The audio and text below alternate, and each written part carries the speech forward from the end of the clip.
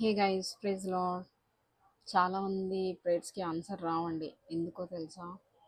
నా అనుభవంలో నేను చూసినటువంటి విధానంలో ఏంటి అంటే, ఎప్పుడైతే నువ్వు దేవుణ్ణి ఒక ఆప్షన్ కింద పెట్టుకొని ఆయన దగ్గరికి వెళ్తావో, అన్నీ ఉన్నాయి, ఈ ఒక్క దాంతో పాటు అన్ని మిగతా అన్నీ చేస్తాను, దాని అంతట్లో దేవుని కూడా ప్రార్థన చేస్తాను అన్నప్పుడు, ప్రార్థనలు చాలా ఫలభరితంగా అయితే నేను చూడలేదు. కానీ ఎప్పుడైతే ఇంకా అంతా నాకు దేవుడే, ఆయన తప్ప వేరేది ఏ దిక్కు లేదు, ఆయనే నా ఆశ్రయదుర్గం అని చెప్పేసి ఎప్పుడైతే నువ్వు ఆయన సన్నిధిని వెతకడం మొదలు పెడతావో, అక్కడ ఉన్నటువంటి కనెక్షనే వేరండి.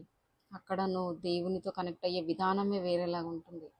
ఆప్షన్ కింద చూడవో, ఆయనే దిక్కు అన్నప్పుడు ఎప్పుడైతే నువ్వు ఆయన ఆ రీతిగా చూస్తావో, మొత్తం భారమంతా ఆయన మీదే వేస్తావో, నమ్మకంగా ఉంటావు. దేవుడు నన్ను దీనిలో నుంచి ఖచ్చితంగా విడిపిస్తాడు అనేటువంటి నమ్మకం ఎప్పుడైతే నీకు కలుగుతుందో, ఖచ్చితంగా నీ జీవితంలో నువ్వు అనేకమైనటువంటి కాడులని విరిగిపోతాయండి.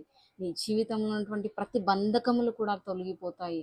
సో ప్రార్థన చేసేటప్పుడు దేవుని ఆప్షన్గా చూడొద్దు, కానీ ఆయన మాత్రమే సర్వస్వము అని చెప్పేసి ఎప్పుడైతే నువ్వు ఆయన అధికారానికి, ఆయన సన్నిధికి నువ్వు లోబడతావో, you will be victorious. Your prayers will be fruitful prayers.